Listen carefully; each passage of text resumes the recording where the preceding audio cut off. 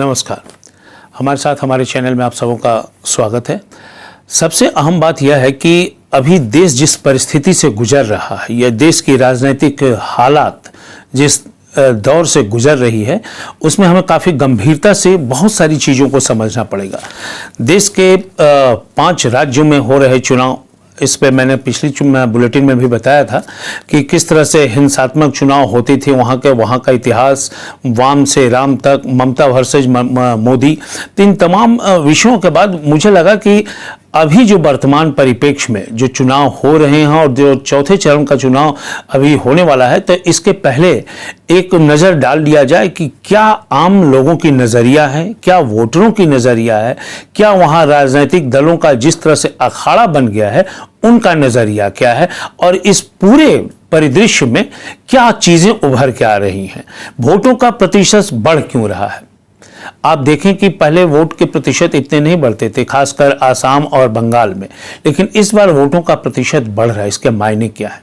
वोटों का प्रतिशत बढ़ने का सीधी मायने निकाला जाता है कि एंटी इनकम्बेंसी फैक्टर्स हो सकता है, या फिर मोदी के लहर में जो भीड़ जुट रही है या अमित शाह में जो भीड़ जुट रही है, वो भीड़ वोट में कन्वर्ट हो रही है। लेकिन इन दोनों चीज़ों में से मुझे लगता है कि कोई बात नहीं है।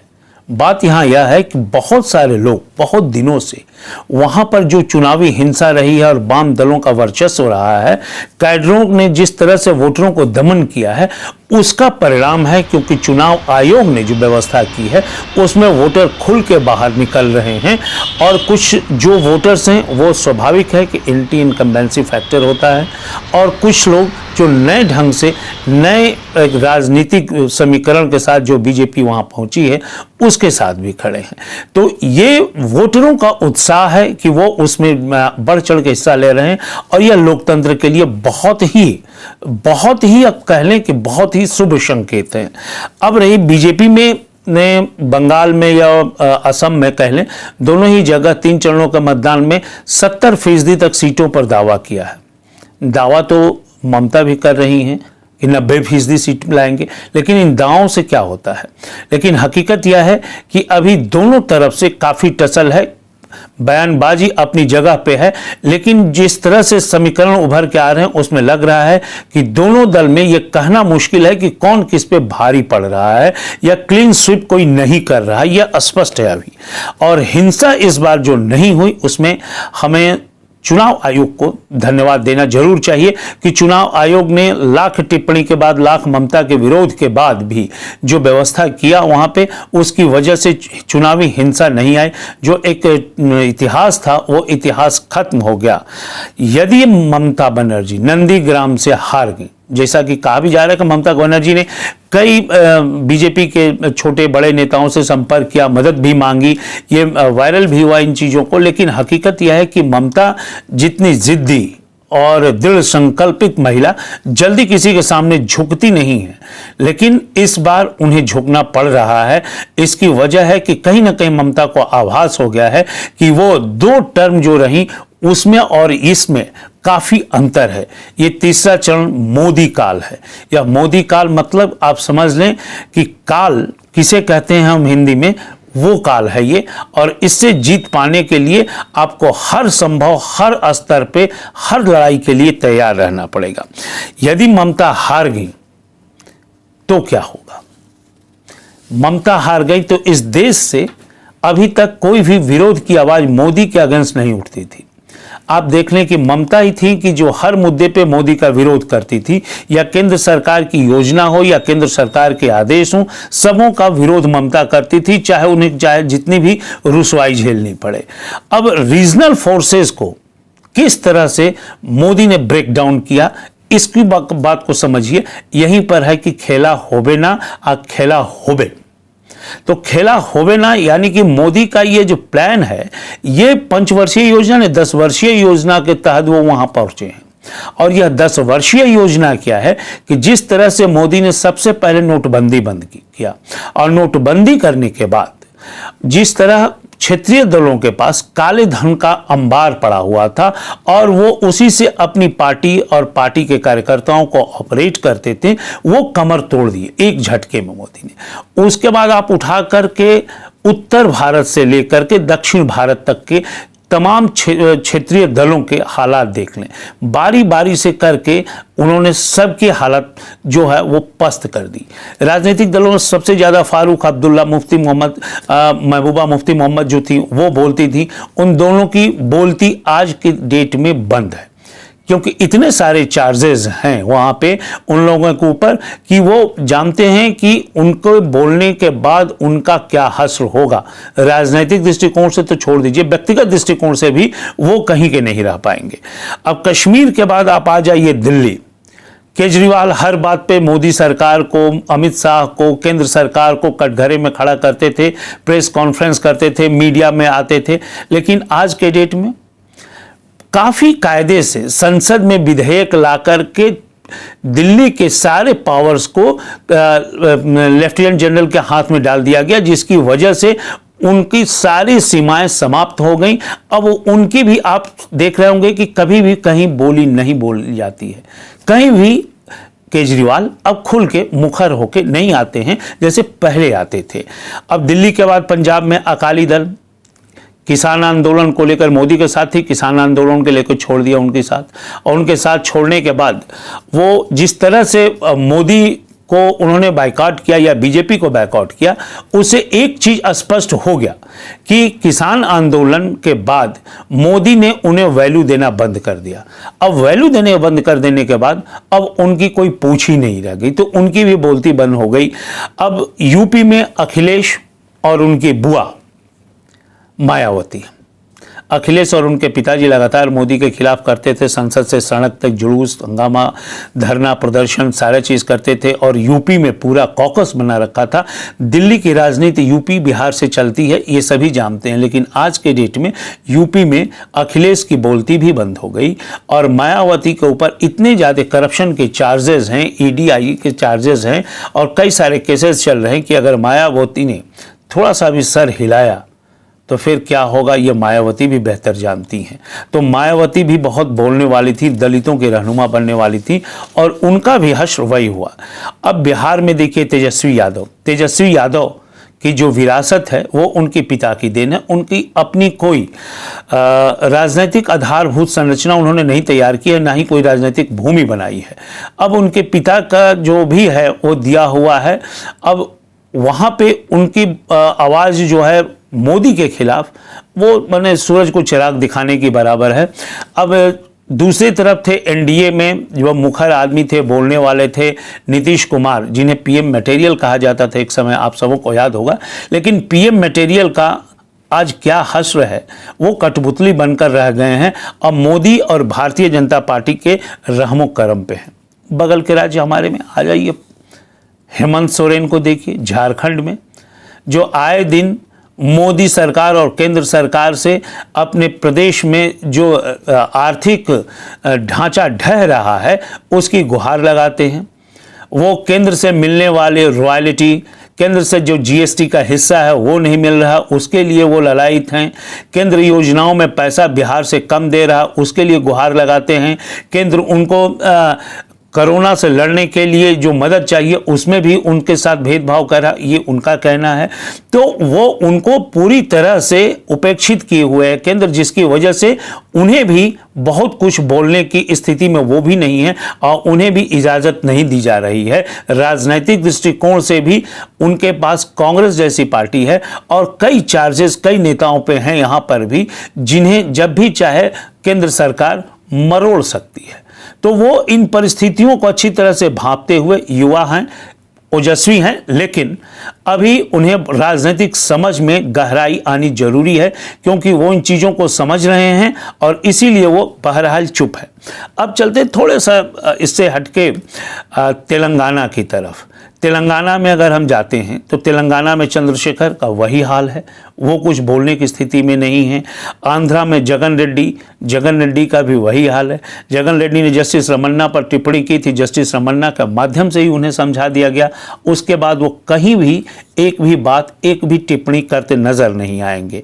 और दक्षिण के बाद आप देखिए रीजनल फोर्स में अभी थोड़ा सा हम अपने पड़ोसी राज्यों में चलते हैं तो उड़ीसा में नवीन पटनायक है। नवीन पटनायक की जो विरासत है उनके पिता की दी हुई है और क्षेत्रीय भाषा भाषी और वहाँ के विकास को लेकर नवीन पटनायक की पकड़ उड़ीसा में बेहतर है, और जिसमें मोदी के काल में नवीन पटनायक को अभी हिलाने का या उखाड़ फेंकने का विकल्प या रणनीति नहीं तैयार हुई है। हो सकता है कि बंगाल चुनाव के बाद उसकी रणनीति वो तैयार करें, लेकिन जो अभी दिख रहा है उसमें वो संभव नहीं है। महाराष्ट्र की स्थिति देखिए। अब महाराष्ट्र में उद्धव, क्या पोजीशन है उनका, क्या स्थिति में अंटालिया केस में जिस तरह से उनके मंत्री के ऊपर चार्जेस लग गए हैं, जिस तरह से उनके बेटे पिछले सुशांत सिंह केस में घेरे में आने वाले थे और कई लोग उसमें फंसते फंसते बचे हुए हैं, तो ये तमाम चार्जेस और मंत्रिमंडल के अंदर उनके जो कोहराम मचा हुआ है, सीबीआई का जांच का आदेश मिलना, ये सभी चीज़ें उन्हें दर्शाता है कि वो कमज़ोर पड़ते जा रहे हैं। और उनके सबसे मजबूत साथी जो हैं शरद पवार, वो भी केरल में वाम के साथ, ममता के साथ, कभी वो टीएमसी के साथ, और कभी कभी तो वो इस तरह से करते हैं कि लगता है कि दोनों के रहनुमा हैं, इधर उद्धव के भी रहनुमा हैं। ऐसी परिस्थिति में उन पर भी शिकंजा अब केंद्र ने कसा, और ऐसा कसा कि वो आज के डेट में केंद्र सरकार की कई योजनाओं को, मोदी की कई बातों को वो सराहना कर रहे हैं, कई बातों की सराहना कर रहे हैं और उसके साथ हाँ में हाँ मिला रहे हैं। सुर में सुर मिलाना उन्होंने शुरू कर दिया, क्योंकि उनको मालूम है कि यदि ना सुर में सुर वो मिलाए तो कई जगहों पे उन्हें भी लपेटे में लिया जा सकता है। तो जिस तरह से दक्षिण में वाम और इधर बंगाल में ममता दी, जिस तरह से अभी चुनावी स्थिति बन रही है, यहाँ वो स्थिति में मोदी का काल है, और इस काल में जो भी आएगा उसको मोदी अपने तौर तरीके से लेके चलेंगे। और भारतीय जनता पार्टी नहीं जीत पाई मध्य प्रदेश और राजस्थान, तो आपने देखा कि क्या हश्र हुआ। अब यही बात है कि जो सबसे, कांग्रेस की बात करें कि सबसे बड़ी पार्टी जो संसद में है कांग्रेस, ये इसके जो नेता हैं राहुल गांधी, उन्होंने स्पष्ट तौर से ऑफिशियल बयान दे दिया कि मोदी के साथ चुनाव लड़के नहीं जीता जा सकता है। क्षेत्रीय बल जो हैं उनके लिए सबसे जरूरी चीज़ है आर्थिक व्यवस्था। आर्थिक व्यवस्था चूंकि केंद्र में बंगाल में संगठन चलाने के लिए ममता को जो चाहिए था वो ममता के पास नहीं हो पा रहा है, क्योंकि इसके लिए सैद्धांतिक रूप पे प्रशिक्षण चाहिए जो वाम दल के पास था या फिर आरएसएस और भारतीय जनता पार्टी के पास था। तो आरएसएस में और भारतीय जनता पार्टी के जनसंघ से आप उठा करके देख लें, जो सोच के साथ सत्ता में वाजपेयी और आडवाणी आए, शायद उससे भी बहुत लंबी लकीर खींचने के साहस और प्रयास और इच्छा कर रहे हैं मोदी, और वो लगातार करते जा रहे हैं। एक माइलस्टोन, एक आयाम प्रस्तुत करने की कोशिश कर रहे हैं इस राष्ट्र में। साउथ में स्टालिन और विजयन, इन लोगों का भी नाम याद आ जाता है कभी कभी बीच बीच में इस चुनावी दौर में और राजनीतिक इस माहौल में।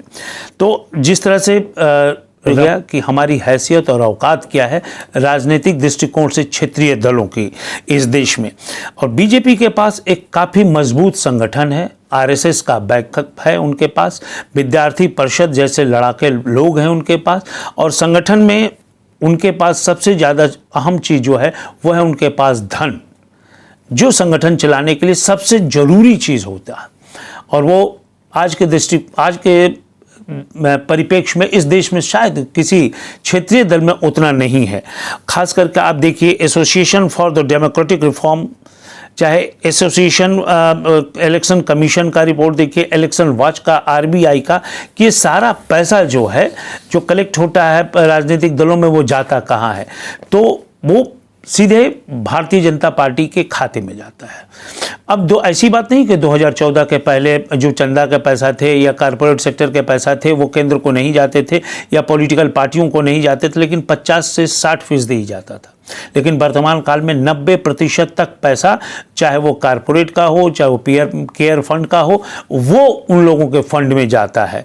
और यह क्षेत्रीय पार्टियां लगातार कमजोर होती जा रही हैं और भारतीय जनता पार्टी उतने ही सशक्तिकरण के माध्यम से मजबूत होती जा रही है आर्थिक दृष्टिकोण से। और आज के मोदी काल में अर्थ महत्वपूर्ण है और अर्थ उन लोगों के पास है, क्योंकि लगभग इस देश में 1500 महीने होता है कि 1500 जो कंपनियां हैं या 1500 जो संस्थाएं हैं इस देश की, वो उनका निजीकरण किया जा रहा है। और किसी भी संस्था का निजीकरण जब होगा तो वो लोग किसी स्टेट को पैसा नहीं देंगे, वो केंद्र को ही पैसा देंगे, क्योंकि जानते हैं कि वहाँ से ही सारा कुछ संचालित होता है। सिंगल विंडो सिस्टम बना दिया गया है इस दृष्टिकोण से। और खासकर अगर इसमें माइनिंग की बात करें तो सबसे पहले नंबर पे आता है, क्योंकि वहाँ जितना धरती के अंदर से निकलता है उतना ही धरती के बाहर से भी आता है। और माइनिंग सेक्टर्स देश के किन किन बड़े घरानों को गया है और वो किसके नज़दीक हैं, किस पार्टी के नज़दीक हैं, ये किसी से छुपा नहीं है। क्योंकि यदि माने कि ममता हारी तो इस देश से एक मोदी के खिलाफ या मोदी के विरुद्ध चलने वाली आवाज़ और विचारधारा का अंत हो जाएगा। कॉन्स्टिट्यूशन और इंस्टीट्यूशन अगर दोनों ही एक दूसरे को चेक बैलेंस करते हैं तो देश और लोकतंत्र बहुत ही बेहतर चलता है। लेकिन दोनों पर ही किसी पार्टी या दल का या किसी व्यक्ति विशेष का कब्जा हो जाए तो फिर इसका जिक्र करना बेमानी हो जाता है। हालांकि इसका जिक्र कॉन्स्टिट्यूशन में ही है कि वो चेक एंड बैलेंस के लिए होता है। सुप्रीम कोर्ट के तक के फैसले आप देख लीजिए केंद्र सरकार के विरुद्ध कितने आए हैं, ना मात्र के होंगे। यदि कि देश केंद्र की ही संस्था है CAG, जो ऑर्गेनाइजेशन में कई घोटालों का पर्दाफाश किया है, 2G स्पेक्ट्रम, कोयला घोटाला, कॉमनवेल्थ, तमाम चीज़ों का। मनमोहन काल में 100 रिपोर्ट आते थे इसके, लेकिन आज के डेट में 5 से 10 रिपोर्ट नहीं आते जनाब। और वो जो आते हैं वो भी शुद्ध शाकाहारी होते हैं। ऐसा क्यों? किसी मंत्रालय, किसी मंत्री, किसी विभाग के ऊपर कहीं कोई टिप्पणी नहीं होती है। आखिर ऐसा क्यों हो रहा है, ये आपको सोचना है कि ऐसा क्यों होता है। और मीडिया एक विकल्प के रूप में इस देश में विपक्ष के रूप में है, लेकिन विपक्ष का ही से साथ नहीं मिल रहा है। मीडिया के मालिक जो भी हैं वो किसके रहनुमा हैं वो तो आप जान सकते हैं, किसके ऊपर वो आश्रित हैं। वो जिंदा हैं चूँकि उनको सत्ता से नज़दीक रहने की आदत होती है, उनको ब्यूरोक्रेट से नज़दीक रहने की आदत होती है। और जो भी इसमें जो बड़े लेवल पर लोग होते हैं वो खास करके मंत्री, नेता, इन लोगों के नज़दीक रहते हैं, अपना स्टेटस सिंबल समझते हैं। और इसकी वजह से मीडिया का भी जो हश्र है वो धीरे धीरे देखने को सामने आ रहा है। 2-2 घंटे, 3-3 घंटे नेशनल चैनल्स के पर डिबेट होते हैं प्राइम टाइम में, और टोपी पर डिबेट होता है जनाब, दातून पर डिबेट होता है जनाब, वो हाथ पीछे हिलाए कि आगे हिलाए इस पर डिबेट होता है। डिबेट होता है कि रंग जो भाजपा का है वो कौन सा है, और जो ओवैसी के हरे रंग की टोपी पहनी तो उन्होंने लाल रंग की शर्ट क्यों पहनी, इस पर डिबेट होता है। इस डिबेट से देश के लोकतंत्र को क्या मतलब है?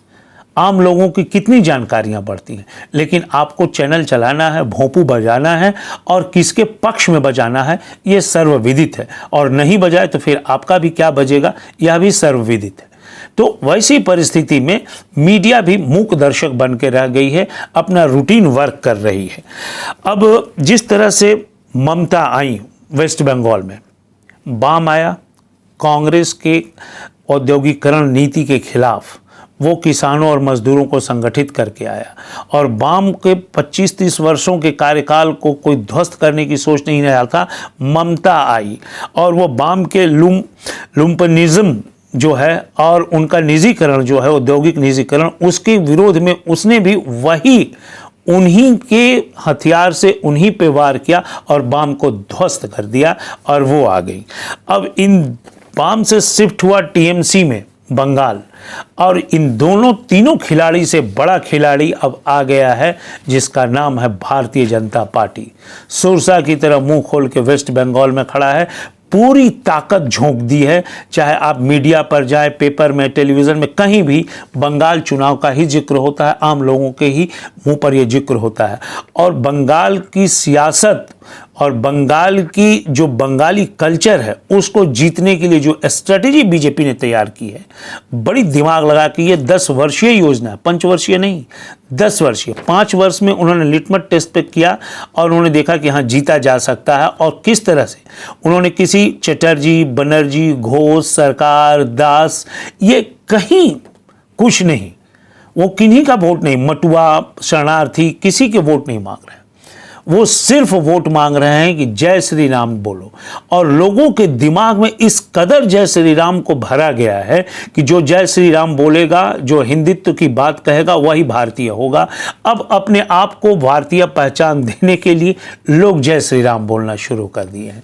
लोगों की मानसिकता को, अगर आप किसी युद्ध को जीतना है, रण को जीतना है, तो सबसे पहले वहां के लोगों की रणनीति को जीतिए और अपनी रणनीति से उनकी मानसिकता को जीत लीजिए, जो कि भारतीय जनता पार्टी ने किया है। और यह काबिल तारीफ है कि इतने देश में बुद्धिजीवियों के रहते हुए जिस ढंग से इन दोनों लोगों ने पूरे बंगाल को कैप्चर किया, मानसिक रूप से ममता अकेली पड़ गई। ममता अकेली इसलिए पड़ गई क्योंकि ममता के पास कोई संगठन नहीं है। संगठन के नाम पर यदि देखें तो जनसंघ, आरएसएस, भारतीय जनता पार्टी और उनके कैडरों में है। वाम दल में संगठन था, लेकिन वाम दल का एक तबका जो भटका और संगठन जो नक्सलिज्म की तरफ चला गया, जिसे वाम दल का यह आज हश्र हुआ। लेकिन भारतीय जनता पार्टी में संगठन है और पैसा भी है। वर्तमान मैंने समझाया कि किस ढंग से कारपोरेट घराने से पैसे आते हैं, केंद्र को जाते हैं, तो वो पैसा भी है। और किसी भी संगठन को चलाने के लिए पैसे की आवश्यकता होती है, क्योंकि ममता के पास एक बिखरा हुआ एक भीड़ है टीएमसी, लेकिन भारतीय जनता पार्टी के पास एक संगठनात्मक एक कैडर का लाइन लगा हुआ है, जो बूथ मैनेजमेंट से लेकर के मीडिया मैनेजमेंट तक, साइबर मैनेजमेंट तक, उनके ट्विटर हैंडल तक सारा कुछ काम करता है। एक एक चीज़ को वक्त बे वक्त वो से देश में किस तरह से लोगों के दिमाग में डालना है आप देख लें। शुरू से उठाकर 14 के इलेक्शन में हर हर मोदी, घर घर मोदी, उसके बाद आया मोदी है तो मुमकिन है, अब आया खेला होवे ना। वास्तव में भैया खेला होवे ना, क्योंकि सबसे बड़ा खिलाड़ी तो उतर चुका है। और ये खिलाड़ी खेल खेलेगा, अपनी पूरी ताकत झोंक दी है मोदी ने और शाह ने और पूरी भारतीय जनता पार्टी ने। सारी मशीनरी काम कर रही है बंगाल इलेक्शन जीतने को, और दूसरी तरफ अकेले अपने पीठ पर लक्ष्मीबाई की तरह भतीजे को बांधकर ममता बनर्जी कूद रही हैं। और उनका सबसे बैकड्रॉ और सबसे कमजोर बिंदु है उनका भतीजा, क्योंकि जिस तरह से अगर सत्ता में मोदी आ जाते हैं या सत्ता वहां आ जाती है, और मान लीजिए मोदी अगर शुवेंदु हराते हैं नंदीग्राम में ममता को, तो शुवेंदु को सत्ता दे दी जाती है वहां की चाबी यदि, तो भी आप ये समझिए कि बंगाल में मोदी की लहर का परिणाम जो रहेगा, उससे पूरा देश अब यह मान लेगा कि यह देश मोदी का और भगवा के नाम पर चढ़ गया है। और उसमें क्या एक चीज़ सतर्क रहना पड़ेगा हमारे देशवासियों को, बुद्धिजीवियों को, और जो लोग भक्त हैं मोदी की या जो लोग भक्त हैं यूपीए के, वो उसमें मुझे कोई डिबेट नहीं है, लेकिन अंधभक्त मत होइए किसी के। अगर सत्ता में विपक्ष नहीं रहा तो लोकतंत्र की खूबी और खासियत खत्म हो जाएगी। विपक्ष बहुत मजबूत होना चाहिए, जो सत्ता को निरंकुश होने से, तानाशाह होने से और मनमानी करने से रोक सके। जो पहले राजतंत्र में हुआ करता था, उसे रोकने वाला कोई नहीं होता था। लोकतंत्र में रोकने वाला होना चाहिए और एक मजबूत विपक्ष चाहिए। और ममता के हारने के बाद इस देश में विपक्ष का सुपड़ा साफ हो जाएगा। एक भी आवाज़ नहीं रहेगी जो शाह और मोदी के खिलाफ बोल चुके, क्योंकि ऑलरेडी पहले ही कांग्रेस जो सबसे बड़ी पार्टी थी, उसके नेता ने कह दिया है कि यह फेक व्यवस्था है चुनाव, जिसके माध्यम से हम लोग मोदी से जीत नहीं सकते और मोदी से 1 to 1 नहीं कर सकते। भैया आप पहले ही सरेंडर कर चुके हो, तो फिर काहे की बात। तो आप तीसरा मोर्चा बना, उसके भी प्रयास कई बार हो चुके हैं यहाँ पर तीसरा मोर्चा बनाने के, लेकिन उसका हश्र क्या हुआ। देश की में जो भी राजनीतिक प्रयोग होते हैं, उसका खामियाजा यहाँ के देशवासी भोगते हैं, हम और आप भोगते हैं। तो हमें सतर्क रहना होगा और लोकतंत्र राजतंत्र में ना बदले, सत्ता निरंकुश और तानाशाह ना हो, इसका भी ध्यान रखना होगा। अगर सत्ता निरंकुश और तानाशाह हो जाएगी, विपक्ष समाप्त हो जाएगा, तो वैसी परिस्थिति में देश में छोटे बड़े बेरोजगार, डिग्रीधारी, छोटे समुदायों के जो भी लोग हैं, इन लोगों के जो संगठन है, उस संगठन की बात सुनने वाला कोई नहीं रह जाएगा, उन संगठन की तरफ से आवाज़ उठाने वाला कोई नहीं रह जाएगा। ऐसी परिस्थिति में क्या होगा, यह विचारणीय है, आप सोच सकते हैं। और दूसरी तरफ यदि ममता हार रही है तो उसके कारण भी कुछ होंगे। इतने परसेंटेज जो वोट पड़ रहे हैं, कहीं ममता के विरोध तो नहीं पड़ रहे हैं? कहीं ऐसा तो नहीं कि ममता के भतीजे की जो कारगुजारी है उसके विरोध में पड़ रहे हैं? देखिए, ममता बनर्जी का जो टीएमसी है वो 3 धड़ों में बटा हुआ है। मेरी दृष्टिकोण में ये 3 धड़ा क्या है? पहला कि ममता बनर्जी के साथ हार्डकोर वो लोग हैं जो फाउंडर मेंबर हैं, जिन पर बेईमानी और भ्रष्टाचार के आप छींटे भी नहीं पड़े। दूसरा वो जो उनका भतीजा चलाता है अभिषेक बनर्जी, उसके ऊपर करप्शन के कई चार्जेस हैं और हर छोटी सी बड़ी चीज़ जो बंगाल में होती है, एक चाय की पत्ती से लेकर के एक ट्रांसपोर्ट तक या एक्सपोर्ट इंपोर्ट तक, पोर्ट तक, जो भी हो, डॉकयार्ड तक, हर जगह उसका अपना एक हिस्सा बंधा हुआ है, जिसकी वजह से वहाँ महंगाई चरमोत्कर्ष पे है और गरीबी बढ़ती जा गई है। अब ऐसी परिस्थिति में उनका व्यवहार उन लोगों, वरिष्ठ लोगों के साथ है, बहुत ही बुरा है, जो कि हम लोगों की जानकारी में आई है कि जो भी उसके फाउंडर मेंबर हैं ममता के बराबर है, जो उन लोगों ने आज से 15 वर्ष पहले उन्हें गोद में खिलाया, चॉकलेट खिलाया, उन्हें उनके से गाली और डांट खानी पड़ती है, उनसे मिलने के लिए घंटों इंतज़ार करना पड़ता है अभिषेक बनर्जी से, वो जो तथाकथित उनके भतीजे हैं उनसे। तो ऐसी परिस्थिति में वो लोग काफ़ी विक्षुब्ध थे और उन लोगों में से कुछ लोग जो है वो बीजेपी में चले आए, कुछ ममता से नाराज लोग चले आए, कुछ अपनी राजनीतिक दाल नहीं गलने की वजह से भारतीय जनता पार्टी में चले आए, कुछ टीएमसी को धरती धराना चाहते थे, जिसे हम बोलते हैं कि धूल चटाना चाहते थे, उस विरोध में वो भारतीय जनता पार्टी में चले आए और वो व्यक्ति और वो पार्टी, वो राष्ट्र, वो देश और परिवार सबसे पहले हारता है जिसका घर का भेदी दुश्मनों के साथ मिल जाता है। यदि विभीषण नहीं होता तो आप भी जानते हैं कि रावण को मारना बहुत मुमकिन नहीं था, बहुत ही मुमकिन नहीं था। तो ऐसी परिस्थिति में अब इन लोगों के माध्यम से बीजेपी ममता के किले को ममता के गढ़ में ही ढा देगी और ऐसी परिस्थिति अब बनती नजर आ रही है, क्योंकि 3 चरण के चुनाव होने के बाद जो परिस्थितियां आ रही हैं वो लगभग 50-50 हैं, लेकिन अब परिस्थितियों का जो समीकरण है, लोगों का भीड़ है, लोगों की मानसिकता है, अब वो ममता को धीरे धीरे त्यागने पर मजबूर हो रही है। उसकी वजह 2-3 है। ममता के पास संगठन नहीं है, कैडर नहीं है, इनके भतीजे का उपद्रव है और उनकी पार्टी में इनके लोगों की उपेक्षा और ममता की तुनक मिजाजी, और यही वजह है कि ममता आज के डेट में अकेले पड़ गई हैं और कई जगहों पे वो कोशिश कर रही हैं कि भारतीय जनता पार्टी के लोग भी उनके साथ आएं और उनका साथ दें।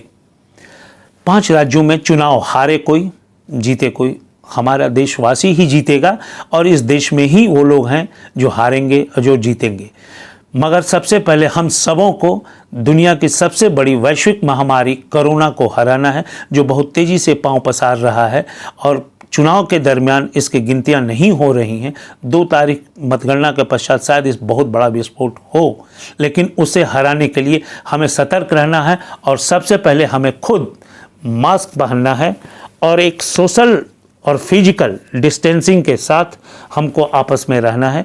तब तक के लिए धन्यवाद। सुरक्षित रहें और अपने ही घर में रहें।